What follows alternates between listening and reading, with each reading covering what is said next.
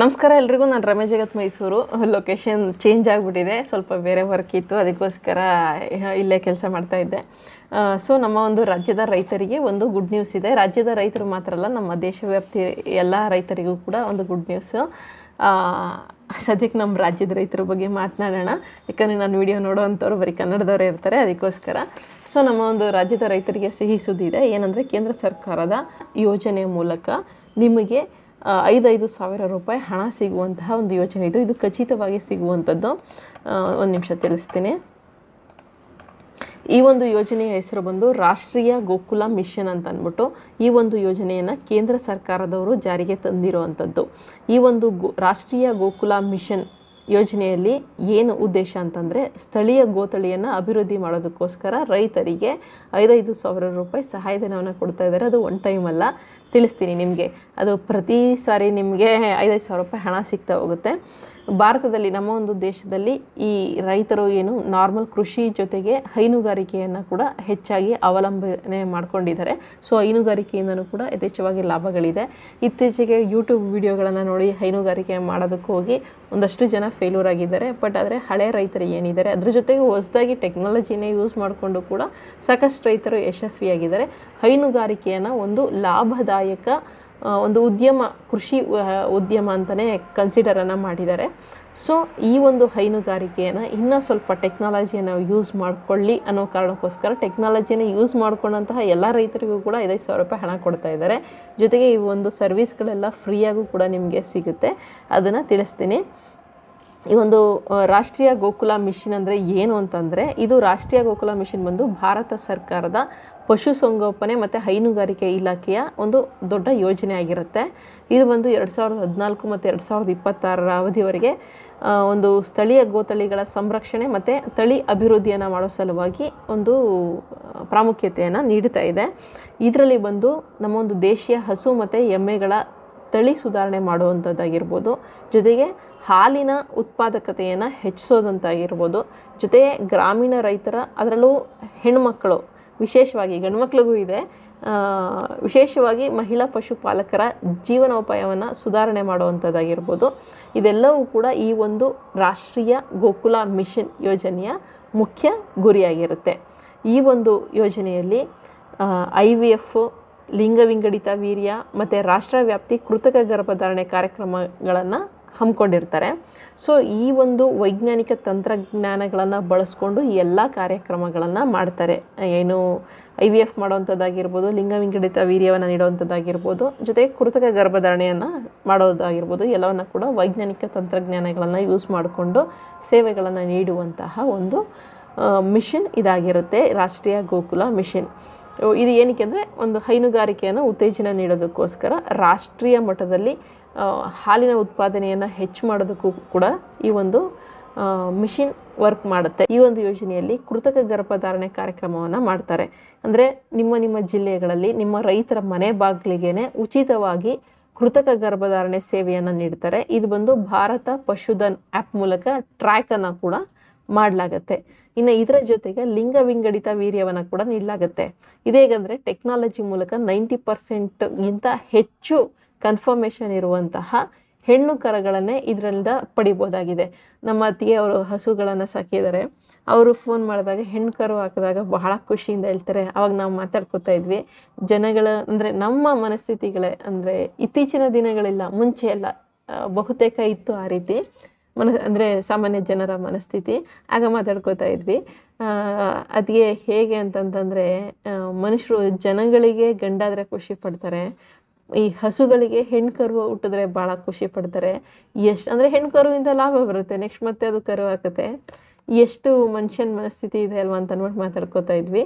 ಅದೇ ರೀತಿಯಾಗಿ ಈಗ ಟೆಕ್ನಾಲಜಿ ಯೂಸ್ ಮಾಡಿಕೊಂಡು ಇದು ಏನಕ್ಕೆ ಮಾಡಿದ್ದಾರೆ ಅಂತಂದರೆ, ಆಮೇಲೆ ಹೇಳ್ತೀನಿ, ಇದು ಟೆಕ್ನಾಲಜಿ ಯೂಸ್ ಮಾಡಿಕೊಂಡು ಬರೀ ಹೆಣ್ಣು ಕರುಗಳನ್ನೇ 90%ಗಿಂತ ಹೆಚ್ಚು ಕನ್ಫರ್ಮೇಷನನ್ನು ಕೊಡ್ತಾರೆ.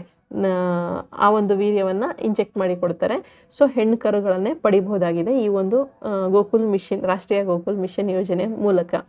ಇದೇನಕ್ಕೆ ಮಾಡಿದ್ದಾರೆ ಅಂತಂದರೆ, ಬಿಡಾಡಿ ದನಗಳನ್ನು ಕಡಿಮೆ ಮಾಡೋದಕ್ಕೋಸ್ಕರ ಅಷ್ಟೇ.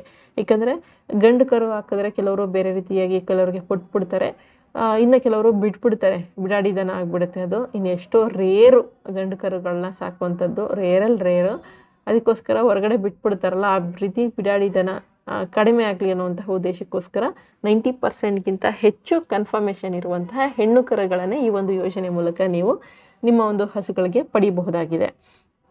ಇನ್ನು IVF ತಂತ್ರಜ್ಞಾನ ಕೂಡ ಮಾಡ್ತಾರೆ. ಅಂದರೆ ಗರ್ಭಧಾರಣೆಯನ್ನು ಖಚಿತಪಡಿಸಿಕೊಳ್ಳೋಕ್ಕೆ IVF ತಂತ್ರಜ್ಞಾನಕ್ಕೂ ಕೂಡ ಈ ಒಂದು ರಾಷ್ಟ್ರೀಯ ಗೋಕುಲ್ ಮಿಷನ್ನಲ್ಲಿ ಉತ್ತೇಜನೆಯನ್ನು ನೀಡ್ತಾರೆ. ಇನ್ನು ನಿಮ್ಮ ಒಂದು ಸ್ಥಳೀಯ ತಳಿಗಳನ್ನು ಸಂರಕ್ಷಣೆ ಮಾಡೋದಕ್ಕೋಸ್ಕರ ಸಮಗ್ರ ಅಭಿವೃದ್ಧಿ ಕೇಂದ್ರಗಳನ್ನು ಕೂಡ ಸ್ಥಾಪನೆ ಮಾಡಲಾಗುತ್ತೆ. ಇನ್ನು 34 ಕೋಟಿಗೂ ಹೆಚ್ಚು ಪಶುಗಳನ್ನು ಭಾರತ ಪಶುಧನ್ ಆ್ಯಪ್ ಅಡಿಯಲ್ಲಿ ನೋಂದಾಯಿಸಿ ಅದನ್ನು ಆರೋಗ್ಯ ಮತ್ತು ಸಂತಾನೋತ್ಪತ್ತಿ ಮಾಹಿತಿಯನ್ನು ನಿರ್ವಹಣೆ ಕೂಡ ಮಾಡಲಾಗುತ್ತೆ. ಫಲಾನುಭವಿಗಳು ಯಾರ್ಯಾರಲ್ಲ ಅಂದರೆ ಈ ಒಂದು ಯೋಜನೆಯ ಮೂಲಕ ಯಾರು ಬೇಕಾದರೂ, ಅಂದರೆ ಕೆಲವೊಂದು ಕ್ಯಾಟಗರಿಗೆ ಮಾತ್ರ ಯೋಜನೆಗಳನ್ನು ಮೀಸಲು ಮಾಡಿಬಿಡ್ತಾರೆ. ಆದರೆ ಈ ಒಂದು ಯೋಜನೆ ಆ ರೀತಿ ಇಲ್ಲ.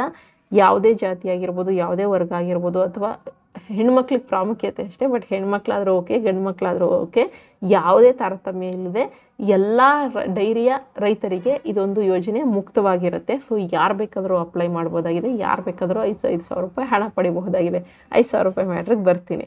ಇನ್ನು ರಾಷ್ಟ್ರ ವ್ಯಾಪ್ತಿಯಲ್ಲಿ ಕೃತಕ ಗರ್ಭಧಾರಣೆ ಕಾರ್ಯಕ್ರಮದ ಅಡಿಯಲ್ಲಿ ರೈತರ ಮನೆ ಬಾಗಿಲಿಗೆ ಉಚಿತವಾಗಿ ಕೃತಕ ಗರ್ಭಧಾರಣೆ ಸೇವೆಗಳನ್ನು ಕೂಡ ಈ ಒಂದು ಮಿಷನ್ ಅಡಿಯಲ್ಲಿ ಒದಗಿಸಲಾಗುತ್ತೆ. ಫ್ರೀಯಾಗಿ ಬಂದು ಕೃತಕ ಗರ್ಭಧಾರಣೆಗೆ ಏನು ಮಾಡಬೇಕು ಅದನ್ನು ಮಾಡಿಬಿಟ್ಟು ಹೋಗ್ತಾರೆ. ನೆಕ್ಸ್ಟು ಇದರಿಂದ ಆದಾಯ ಕೂಡ ವೃದ್ಧಿಯಾಗುತ್ತೆ ಅನ್ನುವಂತಹ ಒಂದು ಆಲೋಚನೆ ಕೂಡ ಇದೆ. ಯಾಕಂದರೆ ಹೆಣ್ಣು ಕರುಗಳನ್ನು ಹೆಚ್ಚು ತಗೊಂಡು ಹಾಲು ಉತ್ಪಾದನೆ ಮಾಡುವಂಥದ್ದಾಗಿರ್ಬೋದು, ಜೊತೆಗೆ ಸಬ್ಸಿಡಿಗಳನ್ನು ಕೊಡ್ತಾ ಇದ್ದಾರೆ, ಅದರಿಂದ ಆಗಿರ್ಬೋದು. ಸೊ ರೈತರ ಆದಾಯ ಹೆಚ್ಚುತ್ತೆ ಅಂತ ಅಂದ್ಬಿಟ್ಟು ಹೇಳಿದ್ದಾರೆ. ಇನ್ನು IVF ಸಬ್ಸಿಡಿ ಈಗ ಹೇಳ್ತೀನಿ. ಇದು ಬಂದು ತಳಿ ಸುಧಾರಣೆ ಕಾರ್ಯಕ್ರಮದ ಅಡಿಯಲ್ಲಿ IVF ತಂತ್ರಜ್ಞಾನ ಬಳಸ್ಕೊಂಡು ನೀವೇನಾದರೂ ಅಂದರೆ ನಿಮ್ಮ ಒಂದು ಹಸುಗಳಿಗೆ ಗರ್ಭಧಾರಣೆ ಮಾಡಿಸಿದ್ರೆ, IVF ತಂತ್ರಜ್ಞಾನದ ಮೂಲಕ ನಿಮ್ಮ ಒಂದು ಹಸುಗಳಿಗೆ ಗರ್ಭಧಾರಣೆ ಮಾಡಿಸಿದ್ರೆ ಪ್ರತಿಯೊಂದು ಗರ್ಭಧಾರಣೆಗೂ ಕೂಡ 5,000 ರೂಪಾಯಿ ನಿಮಗೆ ಸಹಾಯಧನವನ್ನು ಕೊಡ್ತಾ ಇದ್ದಾರೆ. ಅದು ಫ್ರೀಯಾಗೂ ಇರುತ್ತೆ. ಜೊತೆಗೆ 5,000 ರೂಪಾಯಿ ನಿಮಗೆ ಸಹಾಯಧನವನ್ನು ಕೂಡ ಕೊಡ್ತಾ ಇದ್ದಾರೆ. ಅದನ್ನು ಪ್ರೋತ್ಸಾಹಧನ ಅಂತ ಕೂಡ ನೀವು ಹೇಳ್ಬೋದಾಗಿದೆ. ತ್ವರಿತ ತಳಿ ಸುಧಾರಣೆ ಕಾರ್ಯಕ್ರಮದ ಅಡಿಯಲ್ಲಿ IVF ತಂತ್ರಜ್ಞಾನ ಬಳಸಿ ಪಡೆಯುವಂತಹ ಪ್ರತಿಯೊಂದು ಖಚಿತ ಗರ್ಭಧಾರಣೆಗೆ ರೈತರಿಗೆ 5,000 ರೂಪಾಯಿಗಳ ಸಬ್ಸಿಡಿಯನ್ನು ನೀಡಲಾಗುತ್ತೆ. ಇನ್ನು ಇದರಿಂದ ಹೆಚ್ಚುವರಿ ಲಾಭ ಕೂಡ ರೈತರು ನಿರೀಕ್ಷೆ ಮಾಡ್ಬೋದು ಅಂತ ತಿಳಿಸಿದ್ದಾರೆ. ಅದೆಲ್ಲ ಏನಲ್ಲಿ ಬೇಡ. ಜೊತೆಗೆ ಆಗಲೇ ಹೇಳ್ದಂಗೆ ಲಿಂಗ ವಿಂಗಡಿತ ವೀರ್ಯವನ್ನು ಕೂಡ ಪಡಿಬೋದು. ಅಂದರೆ ಹೆಣ್ಣು ಕರುನೇ ಬೇಕು ನಮಗೆ ಅಂತ ಅಂದ್ಬಿಟ್ಟು ನೀವು ಅದನ್ನು ಕೂಡ ಕೇಳಿ ಪಡಿಬೋದು. ಆ ರೀತಿಯಾಗಿ ಲಿಂಗ ವಿಂಗಡಿತ ವೀರ್ಯದ ಮೂಲಕ ನೀವೇನಾದರೂ ನಿಮ್ಮ ಒಂದು ಹಸುಗಳಿಗೆ ಗರ್ಭಧಾರಣೆಯನ್ನು ಮಾಡಿಸಿದ್ರೆ ಅಂತಹ ರೈತರಿಗೂ ಕೂಡ ಪ್ರತಿಯೊಂದು ಗರ್ಭಧಾರಣೆಗೂ ಕೂಡ 750 ರೂಪಾಯಿ ಸಬ್ಸಿಡಿ ಹಣವನ್ನು ನಿಮಗೆ ಕೊಡ್ತಾ ಬರ್ತಾರೆ. ಇನ್ನು ಇದರ ಜೊತೆಗೆ ಹಬ್ ಮತ್ತು ಸ್ಪೋಕ್ ಅಂದರೆ ತಳಿವರ್ಧನ ಫಾರ್ಮ್ಗಳನ್ನೇನಾದರೂ ನೀವು ಮಾಡಿದ್ರೆ, ಅಂದರೆ ಒಂದು ತಳಿಯನ್ನು ರಕ್ಷಣೆ ಮಾಡೋದಕ್ಕೆ ಒಂದಷ್ಟು ಹೆಚ್ಚಿನ ಸಂಖ್ಯೆಯಲ್ಲಿ ನೀವು ಹಸುಗಳನ್ನು ಸಾಕಿ ಫಾರ್ಮ್ಗಳನ್ನು ಮಾಡ್ತೀನಿ ಅಂದರೆ ಅಂತಹ ತಳಿವರ್ಧನ ಫಾರ್ಮ್ಗಳನ್ನು ಸ್ಥಾಪನೆ ಮಾಡೋದಕ್ಕೆ 2 ಕೋಟಿ ರೂಪಾಯಿವರೆಗೂ ಕೂಡ ನಿಮಗೆ ದೊಡ್ಡ ಮೊತ್ತದಲ್ಲಿ ಸಬ್ಸಿಡಿ ಸಿಗುತ್ತೆ. ಇದು ಬಂದು ಎಲ್ಲವೂ ಕೂಡ ಆನ್ಲೈನ್ ಮೂಲಕನೇ ಆಗುತ್ತೆ. ನಿಮಗೆ ಯಾವುದೇ ರೀತಿಯಾದಂಥ ಒಳಗಡೆ ರಾಜಕೀಯ ನಡೆಯುತ್ತೆ ಇಲ್ಲೋ ಗೊತ್ತಿಲ್ಲ, ನಡೀಬೋದು. ಬಟ್ ಆದರೆ ಸ್ವಲ್ಪ ಪ್ರೊಸೀಜರ್ ಎಲ್ಲ ನೀಟಾಗಿ ಆಗುತ್ತೆ ಅಂತ ಅಂದ್ಬಿಟ್ಟು ತಿಳಿಸಿದ್ದಾರೆ. 2 ಕೋಟಿ ರೂಪಾಯಿವರೆಗೂ ಸಬ್ಸಿಡಿ ಅಂದರೆ ಉಚಿತವಾಗಿ ಸಿಗುವಂತಹ ಹಣ ಆಗಿರುತ್ತೆ. ಇನ್ನು ಇದರ ಜೊತೆಗೆ ಹೆಚ್ಚಿಗೆ ಹಾಲು ನೀಡುವಂತಹ ಗುಣಮಟ್ಟದ ಹೆಣ್ಣು ಕರುಗಳನ್ನ ನೀವೇನಾದರೂ ಖರೀದಿ ಮಾಡಿದ್ರೆ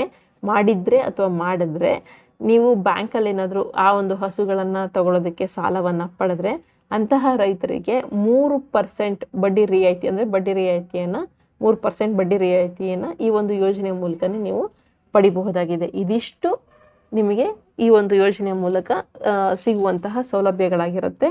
ಭಾರತ ಸರ್ಕಾರದಿಂದ 100% ಅನುದಾನ ಇರುತ್ತೆ. ಪ್ರತಿ ಖಚಿತ IVF ಗರ್ಭಧಾರಣೆಗೆ 5,000 ರೂಪಾಯಿ ನಿಮಗೆ ಪ್ರೋತ್ಸಾಹಧನ ಕೂಡ ಸಿಗುತ್ತೆ. ಜೊತೆಗೆ ಹೆಣ್ಣು ಕರುಗಳನ್ನೇ ಪಡೆಯುವಂಥವರಿಗೆ 50% ಸಬ್ಸಿಡಿ ಕೂಡ ಸಿಗುತ್ತೆ. ಅಂದರೆ 750 ರೂಪಾಯಿ ಸಬ್ಸಿಡಿ ಕೂಡ ಸಿಗುತ್ತೆ.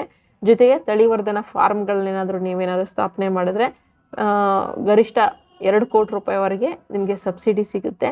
ಜೊತೆಗೆ ಹೆಣ್ಣು ಕರುಗಳನ್ನೇ ಸಾಕಾಣಿಕೆ ಕೇಂದ್ರಗಳು ಮಾಡ್ತವಂಥವ್ರಿಗೆ 35% ಸಹಾಯಧನ ಕೂಡ ಸಿಗುತ್ತೆ. ಅಂದರೆ 15,000 ಕರುಗಳ ಸಾಮರ್ಥ್ಯದ ಕೇಂದ್ರವನ್ನು ಸ್ಥಾಪನೆ ಮಾಡುವಂಥವ್ರು, ಅಂದರೆ ತುಂಬ ದೊಡ್ಡ ಮಟ್ಟದಲ್ಲಿ ಮಾಡುವಂಥದ್ದು. ಇದು ಸಣ್ಣ ಪುಟ್ಟ ರೈತರಿಗೆ ಹೆಲ್ಪ್ ಆಗಲ್ಲ. 15,000 ಕರುಗಳ ಸಾಮರ್ಥ್ಯದ ಕೇಂದ್ರ ಸ್ಥಾಪನೆಗೆ 35% ಸಹಾಯಧನ ಸಿಗುವಂಥದ್ದು. ಜೊತೆಗೆ ಈಗ ದೊಡ್ಡದಾಗಿ ಎಲ್ಲ ಮಾಡ್ತಾ ಇರ್ತಾರಲ್ಲ ಅವರೆಲ್ಲ ಈ ಥರ ಎಲ್ಲ ಸಬ್ಸಿಡಿ ತೊಗೊಂಡಿರ್ತಾರೆ. ದೊಡ್ಡ ಫಾರ್ಮ್ ಮಾಡಿರ್ತಾರೆ, 500,000 ಎಲ್ಲ ಸಾಕಿರ್ತಾರಲ್ಲ ಅಂಥವರೆಲ್ಲ ಈ ರೀತಿ ಸರ್ಕಾರದಿಂದ ಸಾಕಷ್ಟು ಸೌಲಭ್ಯಗಳಿದೆ.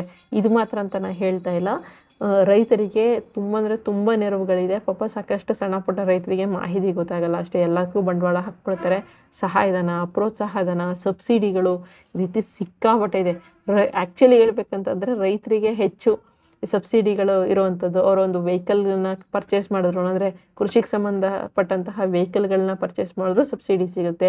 ಜೊತೆಗೆ ಡ್ರಿಪ್ ಇರಿಗೇಷನ್ಗೆಲ್ಲ ಫ್ರೀಯಾಗಿ ಸಾಕಷ್ಟು ಪೈಪ್ಗಳನ್ನೆಲ್ಲ ಕೊಡ್ತಾರೆ. ಜೊತೆಗೆ ಅದರಲ್ಲೂ ಸಾಕಷ್ಟು ಸಬ್ಸಿಡಿ ಇದೆ. ಈ ರೀತಿ ತುಂಬಾ ಎಕ್ವಿಪ್ಮೆಂಟ್ಗಳನ್ನೆಲ್ಲ ತೊಗೊಂಡಾಗಲೆಲ್ಲ ಸಬ್ಸಿಡಿ ಇರುತ್ತೆ. ತುಂಬ ಅಂದರೆ ತುಂಬ ಇರುತ್ತೆ. ಪಾಪ ಸಣ್ಣ ಪುಟ್ಟ ರೈತರಿಗೆ ಮಾಹಿತಿ ಕೊರತೆಯಿಂದ ಎಲ್ಲಕ್ಕೂ ಬಂಡವಾಳ ಹಾಕ್ಬಿಟ್ಟು ತೊಗೊಂಡ್ಬಿಡ್ತಾರೆ. ದೊಡ್ಡ ದೊಡ್ಡ ರೈತರು ಇರ್ತಾರೆ ನೋಡಿ, ಸಿಕ್ಕಾಪಟ್ಟೆ ಸ್ವಲ್ಪ ಒಳ್ಳೆಯವರೇ ಇರ್ತಾರಲ್ಲ, ಅವ್ರಿಗೆ ಇದೆಲ್ಲ ಮಾಹಿತಿ ಗೊತ್ತಿರುತ್ತಲ್ಲ. ಸೊ ಅವರು ಕಾಂಟ್ಯಾಕ್ಟ್ ಮಾಡಿಕೊಂಡು ಏನು ಕೃಷಿ ಇಲಾಖೆನೆಲ್ಲ ಕಾಂಟ್ಯಾಕ್ಟ್ ಮಾಡಿಕೊಂಡು ಸಬ್ಸಿಡಿಯನ್ನೆಲ್ಲ ತಗೋತಾರೆ. ಸೊ ಇದು ಬಂದು 15,000 ಕರುಗಳ ಸಾಮರ್ಥ್ಯದ ಕೇಂದ್ರ ಸ್ಥಾಪನೆ ಮಾಡಿದ್ರೆ 35% ನಿಮಗೆ ಸಹಾಯಧನ ಸಿಗುವಂಥದ್ದು.